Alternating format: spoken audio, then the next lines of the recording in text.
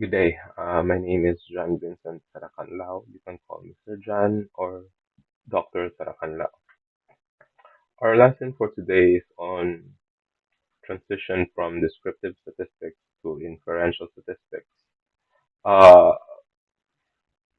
well, as previously discussed, descriptive statistics and its tools, we had frequency, percentage distribution, mean, standard deviation, class limits, class boundaries, class intervals, cumulative frequencies, and graphs are essential tools in data analysis. In fact, they are sufficient and considered as base analysis. However, if you want to go deeper, you can use inferential statistics. Descriptive statistics is a base analysis, and you should not go to inferential statistics without doing descriptive statistics first. This is because of the conditions that have to be met before doing inferential statistics. Inferential statistics is concerned with making predictions. So you're making predictions from your observations or your sample to a larger population. You want to observe these uh, certain data sets and you want to generalize it to a different paradigm or a different areas.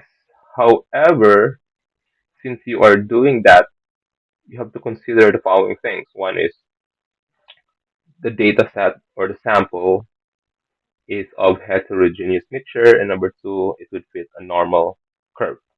The central theme in inferential statistics is the normal distribution. Normal distribution is on a probability value. We'll discuss that one in a while here.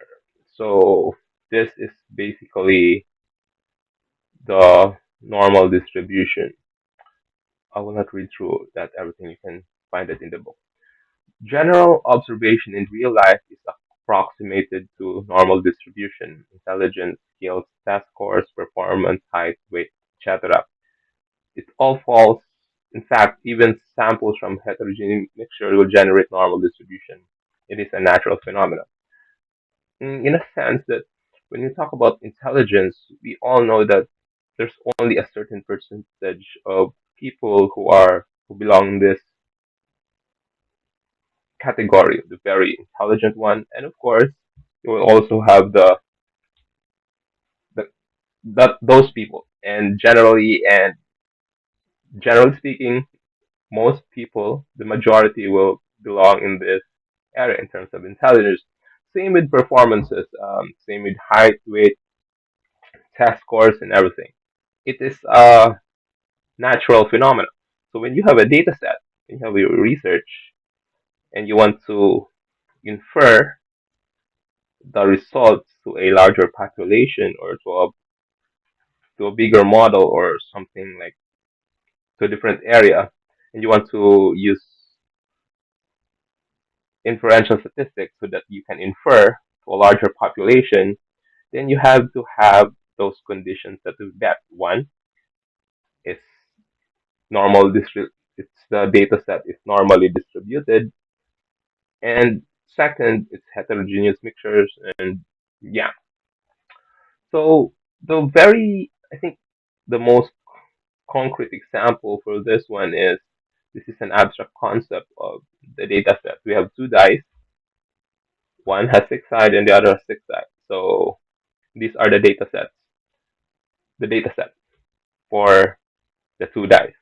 So the probability of you getting one and one or a sum of two is less likely to have a probability of having a sum of seven. The highest probability you'll have is a sum of seven compared to the sum of one, sum of six. And it somehow forms to it's a triangle shape now, but somehow a normal distribution. So that for me is a very concrete example on how probabilities occur even with simple things like two dices. And one of the things I realized in my most researches is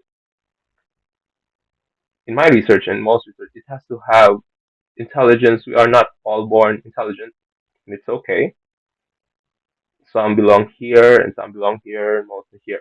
So when you want to infer your data sets, your research, you want to infer it to a larger population, you make that generalization, or you want to infer it in self to your data set alone, you have to have this normal distribution because it will utilize the probability value, which is essential in inferential statistics. So, yes, we have conditions and calculation in descriptive statistics for inferential statistics. So, we have a conclusion here. You can read through that if you purchase the book or pause it or something. The data set needs needed in descriptive statistics to shift to inferential statistics is kurtosis is lesser than 3, and for skewness it's -1 to negative zero point 0.5 or zero point 0.5 to 1. Then if you have that calculation, then you can go now to inferential statistics simply because have you want to infer, but in order to infer you need the probability value. You need the probability value. You want to infer on your data set by itself, or you want to infer to a larger population, you need a probability value. In order to have that probability value, you have to have this condition. Remember that a calculating device will still calculate a probability value with assumption that the researcher knows the condition.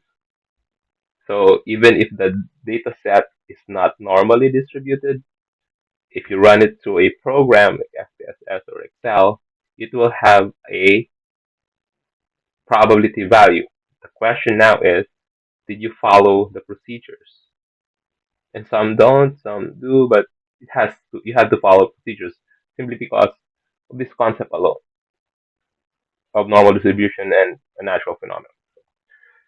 So these are your parameters. It's in the book. I hope you'll able to purchase it once it's on the market. So we'll go to data analysis. So we have here. So you have click on data analysis. Look for descriptive statistics. Highlight. Then click OK. Input range. Put the data. And we don't have labels in first row. Output range is here. Then we'll go here, this side. Then summary statistics.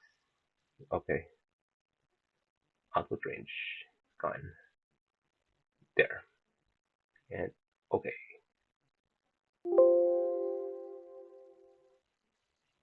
wait. Oh, changed. There you go. And T2 is careful when clicking because sometimes it would replace. And now you have your results.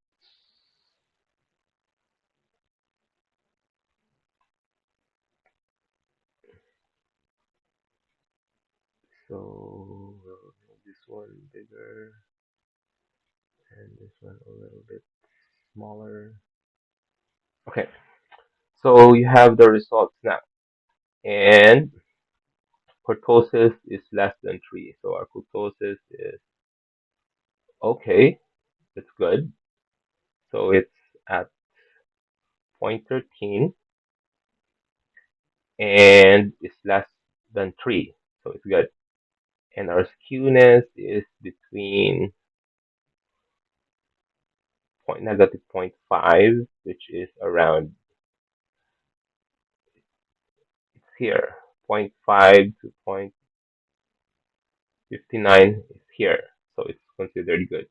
So since our data set fits to the condition of normal distribution in terms of skewness and kurtosis, then we can do inferential statistics. Okay, so uh, another way, there's another way to do that is through, it's a basic one that's in with Excel.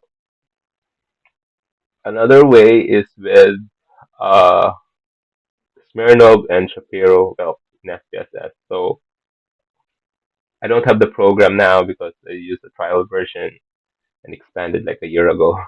You only have 60 days, so I just make sure that I had the screenshots here, so to for you to be able to be guided if you're using SPSS.